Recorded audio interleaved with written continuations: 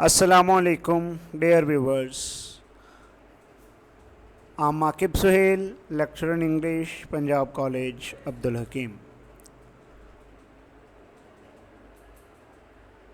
Dear students, हर साल हज़ारों तलबा PPSC इम्तहानात देते हैं, लेकिन पास करने वालों की तादाद बहुत कम है।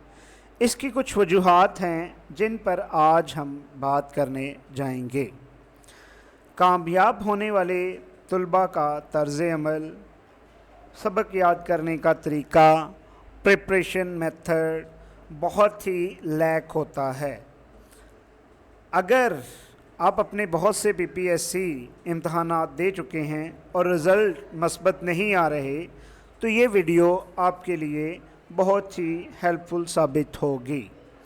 इसमें हम चंद टिप्स पर बात करेंगे जिन पर टॉपर स्टूडेंट भी अमल पैरा होता है और अपने मस्बत नताइज हासिल करता है।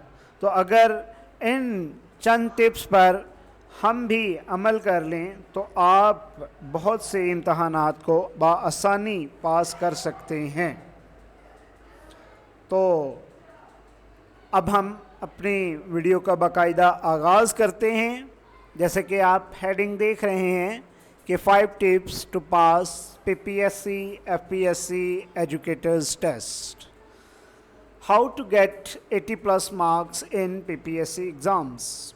तो डियर स्टूडेंट्स, मैंने ये कुछ हेडिंग्स दी हैं जिनमें मैंने ज़िक्र किया कि कुछ 5 बुनियादी टिप्स पर ज़िक्र करूँगा जो कि PPSC FPSC तमाम कम्पिटिटिव एग्ज़ाम्स में की इम्तहानात की तैयारी के लिए हमारे लिए मावन साबित हो सकती हैं। तो मैं पहली टिप का ज़िक्र करने जा रहा हूँ जो कि है एसोसिएशन। एसोसिएशन जैसे कि आप सब जानते हैं, तो मैं एक क्वेश्चन लिख रहा हूँ, who among the following was convicted in Rawalpindi conspiracy case. तो ऑप्शंस हैं आपके पास, हबीब जालिब, आगा शेरोज,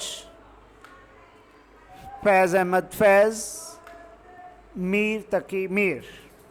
जी, तो डियर स्टूडेंट्स, इस सवाल का सही जवाब है फैज़ अहमद फैज़। तो अब डियर स्टूडेंट्स, ये एक सवाल आया जो कि था, who among the following was convicted in Rawalpindi conspiracy case, जिसका राइट ऑप्शन है, राइट आंसर है फैज़ अहमद फैज़। जी, तो डियर स्टूडेंट्स, अब आइए हम इस सवाल को देखकर चंद एसोसिएशन बनाते हैं। इससे जुड़े बहुत से सवालात की एसोसिएशन बना सकते हैं। फॉर एग्ज़ाम्पल, आपको सवाल आया है जिसका जवाब फैज़ अहमद फैज़ है, तो अब आप एसोसिएशन बनाएंगे तो आप देखेंगे कि सवाल में ज़िक्र किस बात का हुआ है। तो सवाल में ज़िक्र हुआ है रावलपिंडी कॉन्स्पिरेसी केस। तो हमें पता होना चाहिए कि रावलपिंडी कॉन्स्पिरेसी जो है वो कब हुई। तो रावलपिंडी कॉन्स्पिरेसी 1951 यानी कि 1951 में हुई थी। अब 1951 से मंसूब बाकी हम काम भी देख सकते हैं। तो अब 1951 में क्या मशहूर काम हुआ? 1951 में नेशनल लाइब्रेरी बनी थी। इसके साथ साथ 1951 में और क्या हुआ? तो Pakistan first census was held in 1951। जी, तो डियर स्टूडेंट्स, अब रावलपिंडी कॉन्स्पिरेसी से मुंसलिक ये 3 सवालात हमने देख लिए कि रावलपिंडी कॉन्स्पिरेसी कब हुई, जो कि 1951 में और क्या बना? नेशनल लाइब्रेरी बनी, पाकिस्तान फर्स्ट सेंसस हुआ। तो अब जैसे कि सवाल में हमारा जवाब था फैज़ अहमद फैज़, तो अब फैज़ अहमद फैज़ से मंसूब चीज़ों को देखते हैं, इनसे एसोसिएशन बनाने की कोशिश करते हैं। तो हमें सबसे पहले पता होना चाहिए कि फैज़ अहमद फैज़ को लूनन प्राइज़ कब मिला था। लूनन प्राइज़ फैज़ अहमद फैज़ को 1962 में मिला।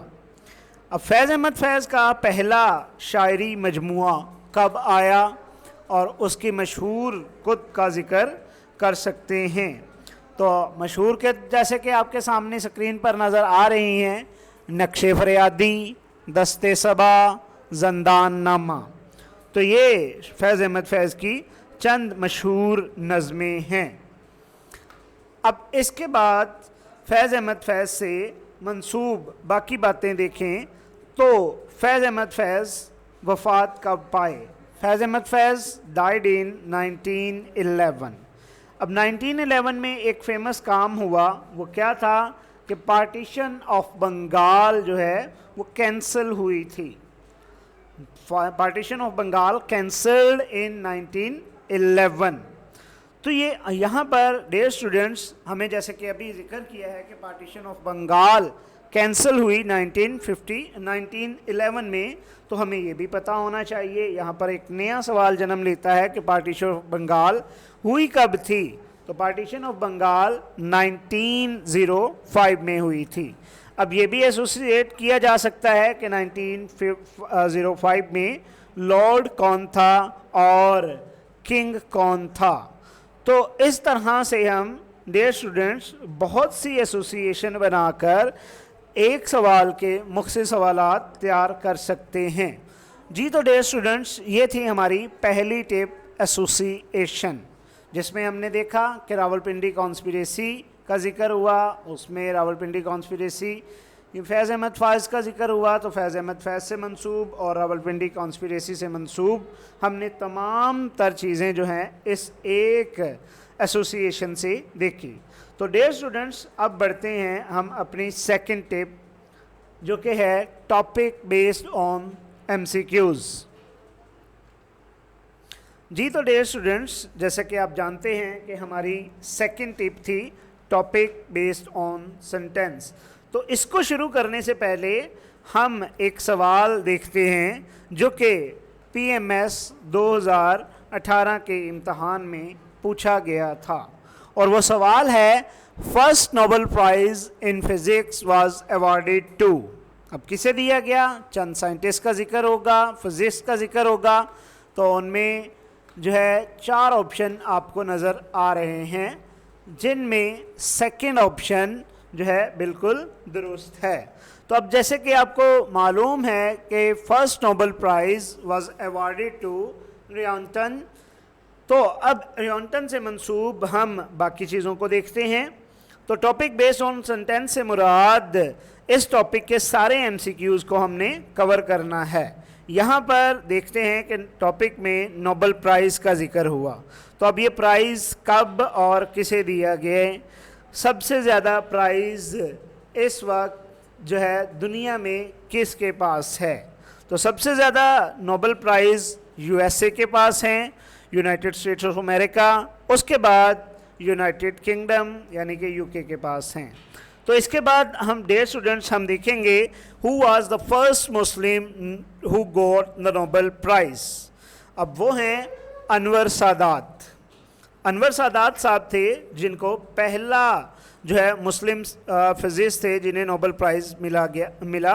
अब अनवर सादात साहब का ताल्लुक़ कहाँ से था? वो इजिप्ट से ताल्लुक़ रखते थे। फिर जो है यंगेस्ट लॉरेट नोबेल प्राइज़ जो है किन्हें दिया गया? तो यंगेस्ट लॉरेट नोबेल प्राइज़ हासिल करने वाली पाकिस्तानी खातून जिसका नाम मलाला यूसुफ़ज़ई है।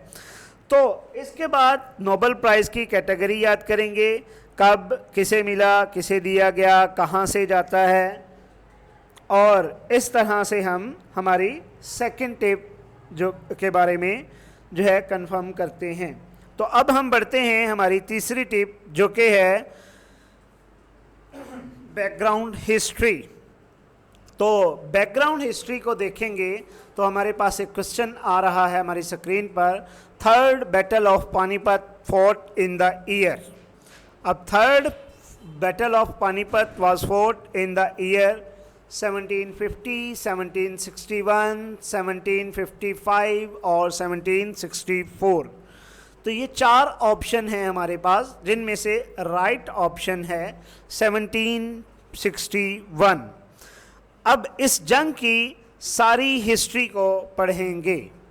तो अब जैसे कि आपको मालूम है कि जब भी किसी हिस्ट्री के बारे में हमें पढ़ना होता है तो हमें, जैसे कि यहाँ पर जिक्र हुआ है, third battle of Panipat was fort in the year 1761, तो अब हमें जो है ये जंग के बारे में पता होना चाहिए कि ये जंग किन के दरमियान लड़ी गई थी और किसने लड़ी थी।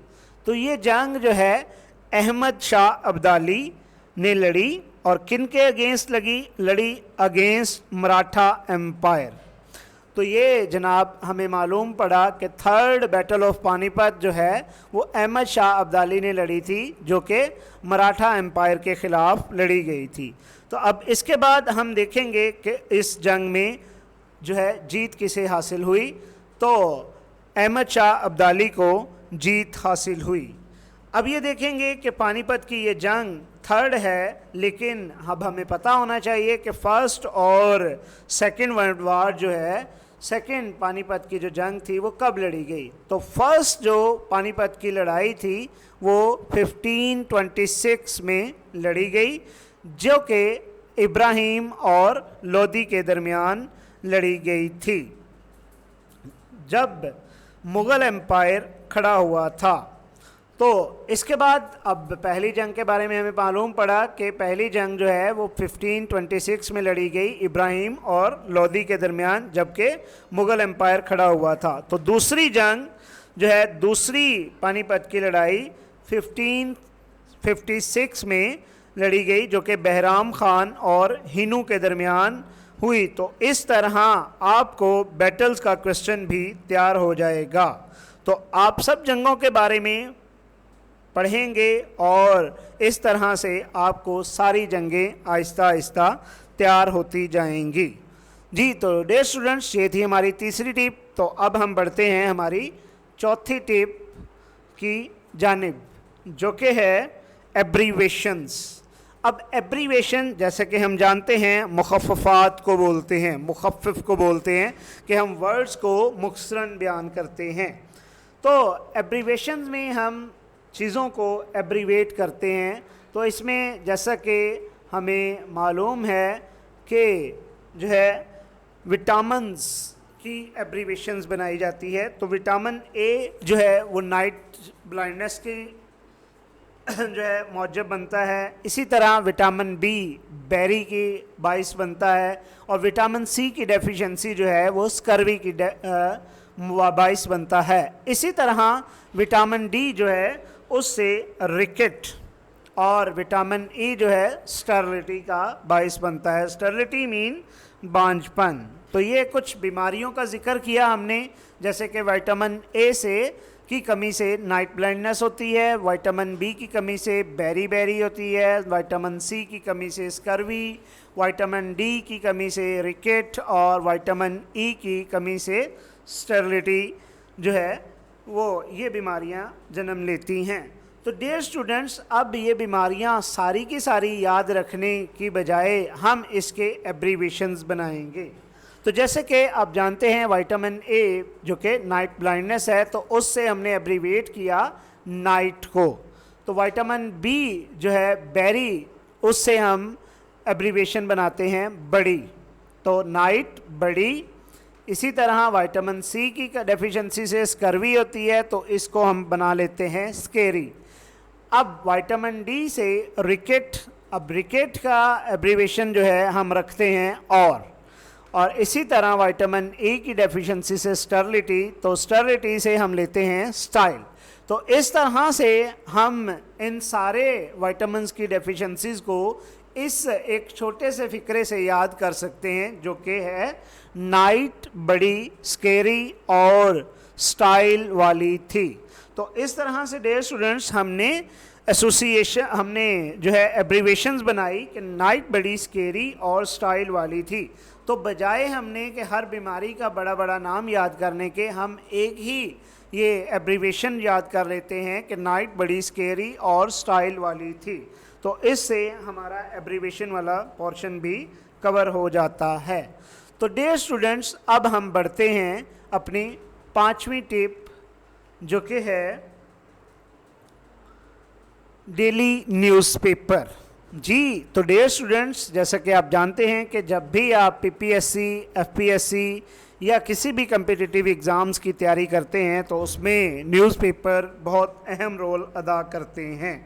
तो लेकिन ये डियर स्टूडेंट्स, जैसे कि आप जानते हैं कि हमारे जो आजकल के तलबा हैं वो सोशल मीडिया की तरफ ज़्यादा राग़िब होते हैं, तो वो न्यूज़पेपर को भूल चुके हुए हैं, जबकि ये सबसे ज़्यादा इग्नोर्ड टिप जो है डेली न्यूज़पेपर है।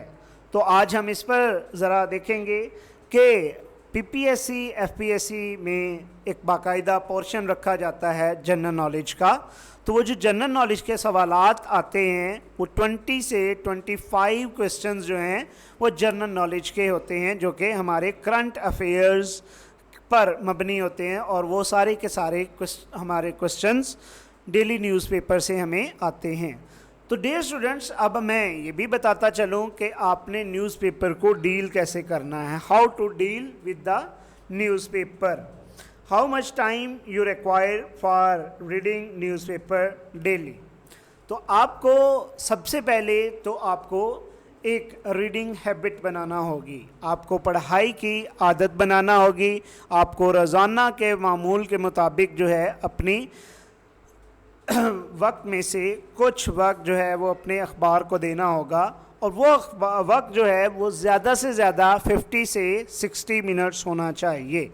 इससे ज़्यादा 4 से 5 घंटे अगर आप अखबार को देते हैं तो इट मीन्स कि आप अपनी बाकी स्टडीज़ को इग्नोर कर रहे हैं और सारे का सारा फोकस आप अपने न्यूज़पेपर पर ही दे रहे हैं। तो इससे बचना है, लेकिन आपको डेली जो है वो 1 घंटा कम अज़ कम आपको अखबारात को पढ़ने में देना है, जिससे आपका करंट अफेयर्स का पोर्शन, आपके पॉलिटिकल इश्यूज़, आपके पाकिस्तान अफेयर्स, करंट अफेयर्स, सारे ही क्वेश्चंस हल हो सकते हैं। तो डियर स्टूडेंट्स, इसके अलावा जो है आपने एक और काम भी करना है कि जब आप अखबार को पढ़ रहे होते हैं वहाँ पर कुछ वर्ड्स ऐसे, जब इंग्लिश न्यूज़पेपर को पढ़ते हैं तो आप अखबारात पढ़ते हुए कुछ वर्ड्स आपको ऐसे मिलेंगे जो कि आपकी वोकैबुलरी का हिस्सा पहले नहीं होंगे। तो आपने उनके लिए क्या करना है, अपनी वोकैबुलरी को इन्हेंस करने के लिए क्या करना होता है कि आपने उन्हें एक डायरी में नोट करना है और उसके बाद डिक्शनरी में जाना है, और डिक्शनरी से आप उसके सिनोनिम्स, एंटोनिम्स को देखकर आप अपनी डायरी में नोट करेंगे और एक वर्ड के कम से कम 5 सिनोनिम्स और 5 एंटोनिम्स याद कर लेंगे। तो इसके बाद अब मैं बढ़ता हूँ हमारी चंद मज़ीद टिप्स की तरफ, जो कि हैं time table, attempt quiz online, PPSC past paper. तो डियर स्टूडेंट्स, आपको जब भी किसी पीपीएससी इम्तहान की तैयारी करनी है तो उसके लिए बाकायदा आपको टाइम टेबल चाक आउट करना पड़ेगा। आप के लिए जैसे कोई भी पोस्ट की जो है वो वेकेंट सीट्स आती हैं, आप उसके लिए अप्लाई करते हैं, उसकी तैयारी के लिए आपको बाकायदा तौर पर 2 से 3 माह मिलते हैं, तो उसमें बाकायदा तौर पर आपने अपना एक टाइम टेबल सेट करना है जिसमें 2 से 4 घंटे आपको हर रोज़ के मुताबिक जो है वो आपको मुख्तस करना होंगे। अब उस टाइम टेबल में आपने काम क्या करना है, आपको बहुत सी सोशल साइट्स मिलेंगी, बहुत से इंटरनेट या आप यूट्यूब पर वीडियो सर्च करेंगे अपने टॉपिक के मुताबिक, तो आपको ऑनलाइन क्विज़ बहुत से मिलेंगे, तो आपको उन ऑनलाइन क्विज़ को अटेम्प्ट करना होगा। तो डेली आप 1 से 2 पेपर ऑनलाइन क्विज़ का अटेम्प्ट करेंगे, जिससे आपकी तैयारी बेहतर होगी। और last but not the last tip is PPSC pass paper. तो जिस भी पोस्ट के बारे में आप अप्लीकेबल हैं, आप अप्लाई किए हुए हैं और उसकी तैयारी कर रहे हैं, तो उस पोस्ट के लिए जो है बहुत से पेपर्स पहले ही हो चुके हुए होते हैं, तो आपको उन पेपर्स को पढ़ना ज़रूर होना चाहिए ताकि आपके पास जो है अच्छे तरीके से तैयारी कर सकें। जी, तो डियर स्टूडेंट्स, तो आपको जब पीपीएससी पास पेपर्स तैयार कर रहे होंगे तो 50 to 60 मोर एमसीक्यूज़ जो हैं वो आपको पीपीएससी पास पेपर से मिल जाएंगे, जो कि आपके लिए हेल्पफुल साबित होंगे। जी तो डियर स्टूडेंट्स, ये थी हमारी चंद टिप्स जिनको पास करके, जिनको मुताला करके आप अपना पीपीएससी इम्तहान जो है वो आसान बना सकते हैं और उसकी तैयारी में ये टिप्स आपके लिए मुआवन साबित हो सकती हैं। तो अगर आपको मेरी वीडियो पसंद आई हो तो मेरा channel knowledge and motivation subscribe कीजिएगा और मेरा ईमेल एड्रेस है akibsuhail7010@gmail.com। इसके साथ ही खुदा हाफिज़, मिलते हैं अगली वीडियो में एक नए टॉपिक के साथ। खुदा हाफिज़, अल्लाह निगहबान।